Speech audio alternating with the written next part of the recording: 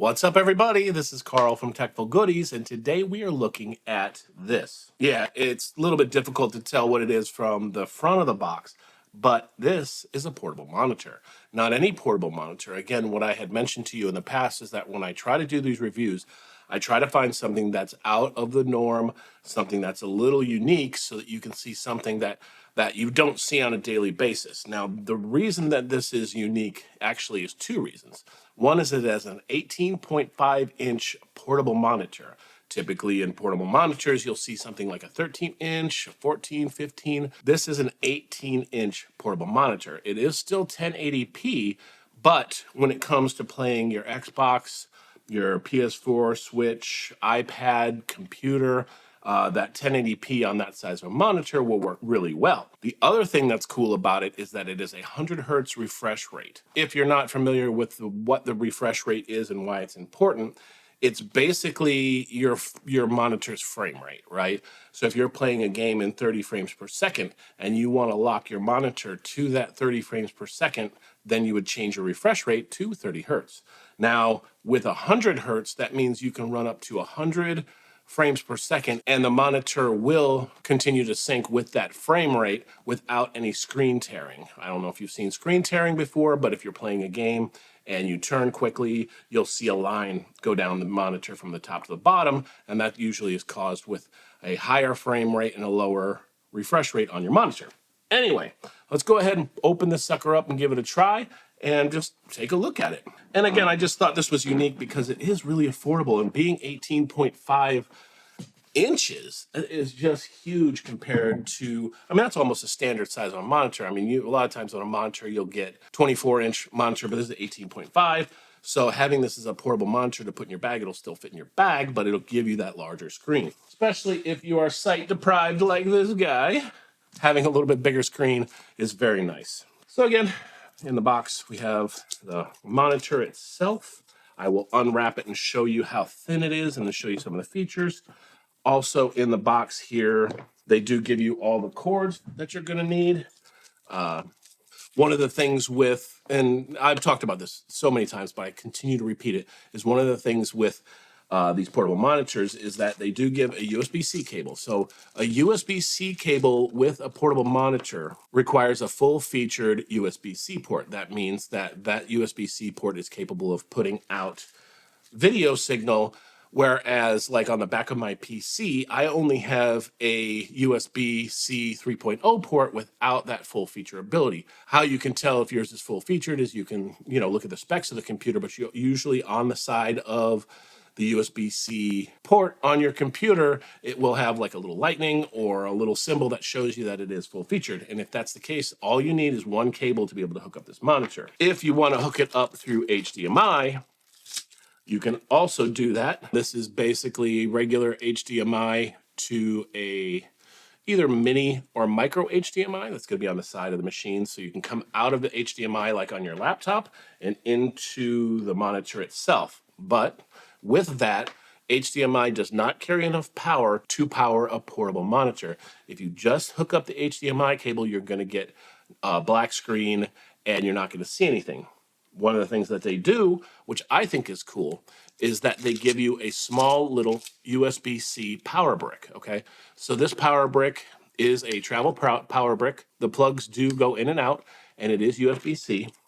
And what you end up doing is that you can plug this into the wall and then plug this into the portable monitor to provide that extra power that HDMI can't. So again, if you're using HDMI, you use the included power brick and cable with it. But if you're using USB-C, you can just use USB-C. And that's what I'm going to do this time around because I'm going to hook it up to my iPad.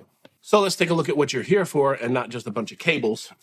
This is the monitor itself. And on the back of the monitor, you have a kickstand. So this kickstand does allow you to be able to set the monitor up like this or whatever sort of angle you want. If you want it angled up, which I'll probably do for this video so you can see it in the top camera, or if you want it sort of angled a little bit further toward you, you can do that. Have it in a little bit more vertical way, you can do that. It does have VESA mounts on the back, so if you want to hook this specifically up to a monitor arm, you can. I think that's very nice. It does look like it has speakers here, which gives you that a little bit of extra ability to have sound come out if you want, if you don't want to carry around extra speakers. And on the side here, you will see, and again, it's always so hard to see these little embossed text things here, but so you have your micro or mini HDMI and then two USB-C ports that you'll use either for the video signal or for the power. So let's go ahead and give this a try. So this is the new M4 iPad.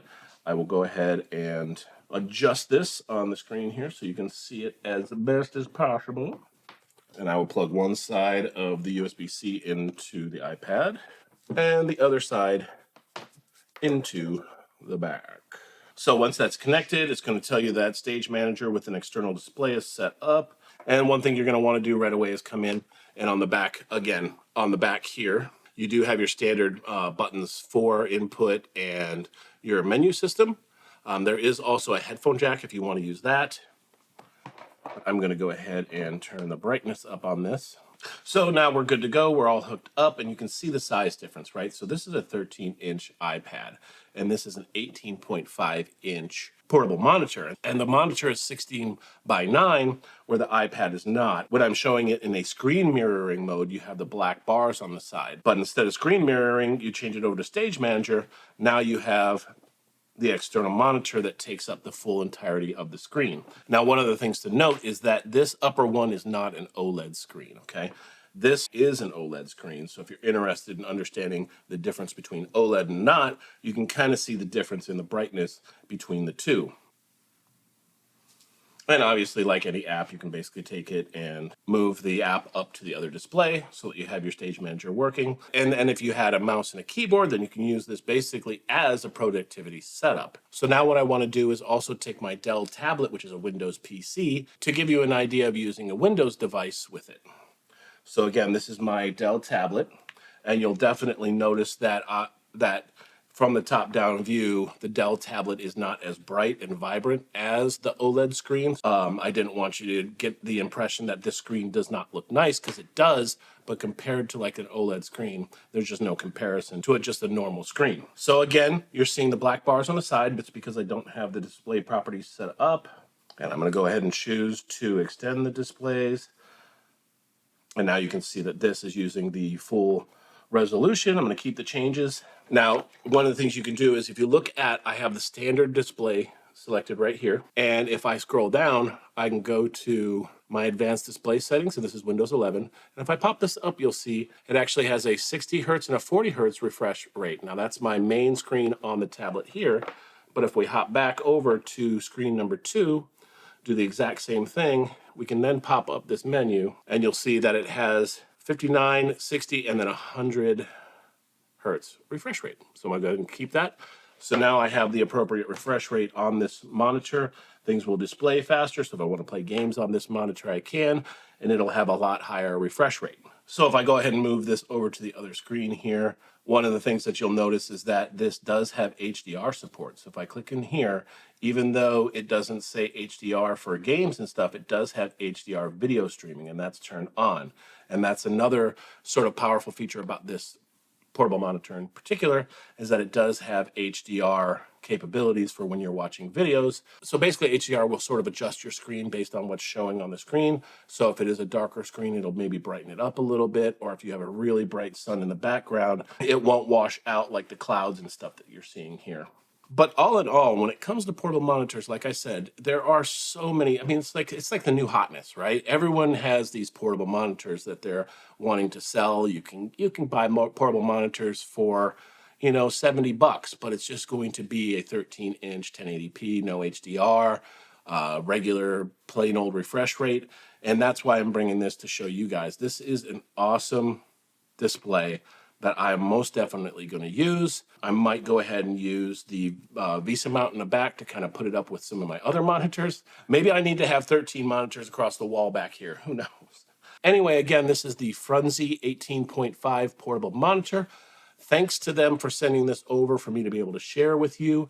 I really appreciate that because I love to be able to show you guys some unique stuff. I'll leave the link down below so you can check it out. And if this helped you out or you like this video, give me a thumbs up. It really does help. I love to see when people appreciate what I'm doing, and the thumbs up is the easiest way to do so. If you're not a subscriber, Please feel free to subscribe. I'd love to see you back. And if you are a subscriber, thank you so much. I really appreciate you all. But until next time, this is Carl from Technical Goodies, and I'm out.